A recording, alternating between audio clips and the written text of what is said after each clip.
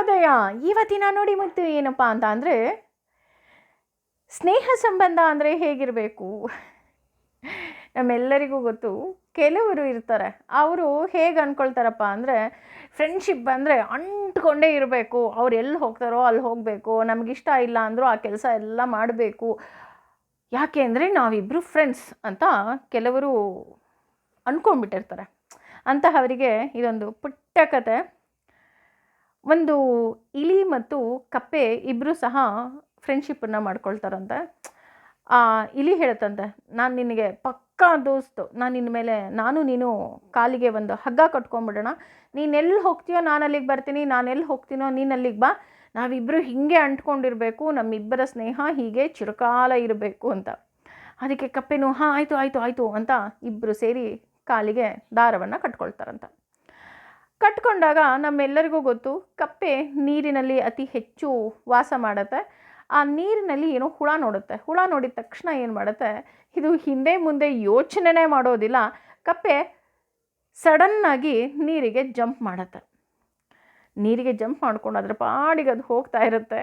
ಆದರೆ ಇಲಿಗೆ ನೀರಿನಲ್ಲಿ ಈಜೋದಕ್ಕೆ ಬರೋದಿಲ್ಲ. ಅದು ಅಲ್ಲೇ ಉಸಿರುಗಟ್ಟಿ ಸತ್ತು ಹೋಗುತ್ತೆ.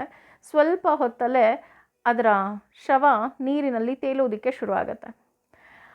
ಆ ಇಲಿಯನ್ನು ನೋಡಿದ ತಕ್ಷಣ ಮೇಲಿನಿಂದ ಹದ್ದು ಆ ಸತ್ತ ಇಲಿಯನ್ನು ತಿನ್ನೋದಕ್ಕೆ ಬರುತ್ತೆ. ಅದು ಕಚ್ಕೊಂಡು ಹೋಗಿದ ತಕ್ಷಣ ಅದರ ಕಾಲು ಹೇಗಿದ್ರು ಕಪ್ಪೆಗೆ ಅಂಟ್ಕೊಂಡಿತ್ತಲ್ಲ, ಅದೇ ಕಟ್ಕೊಂಡಿತ್ತಲ್ಲ, ಆ ಕಪ್ಪೆನೂ ಆ ಇಲಿಯ ಜೊತೆ ಮೇಲೆ ಹೋಗುತ್ತೆ. ಆಮೇಲೆ ಆ ಹದ್ದಿ ಗೊತ್ತಾಗುತ್ತೆ ಇಲಿ ಸತ್ತು ಹೋಗಿದೆ ಅಂತ. ಅದು ಸಾಮಾನ್ಯವಾಗಿ ಇಷ್ಟಪಡೋದಿಲ್ಲ, ಮೇಲಿನಿಂದ ಆ ಇಲಿಯನ್ನು ಬಿಟ್ಬಿಡುತ್ತೆ. ಅದು ಬಿಟ್ಟ ತಕ್ಷಣ ಕಪ್ಪೆನೂ ಮೇಲಿನಿಂದ ಬಿದ್ದು ಸತ್ತು ಹೋಗುತ್ತೆ.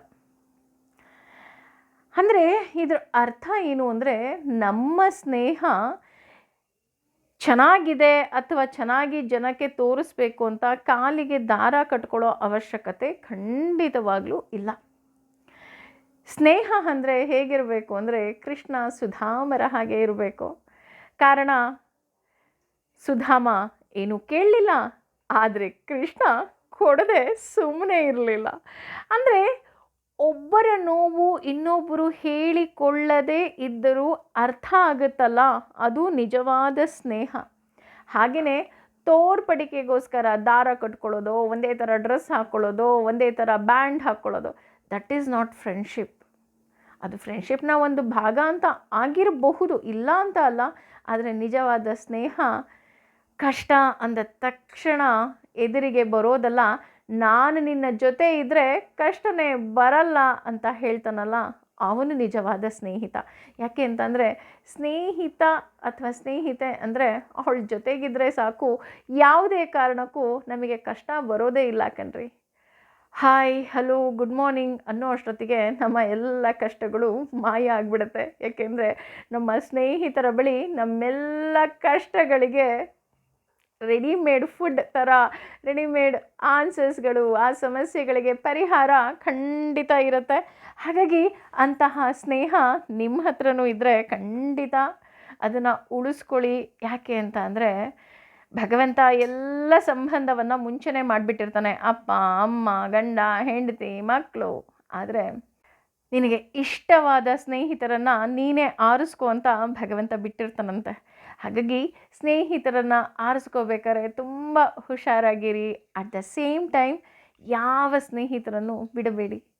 ಸ್ನೇಹಿತರು ಮುತ್ತು ರತ್ನದ ಹಾಗೆ ಇರಬೇಕು, ನಮ್ಮ ಸ್ನೇಹ ಬಂಗಾರದ ಹಾಗೆ ಇರಬೇಕು.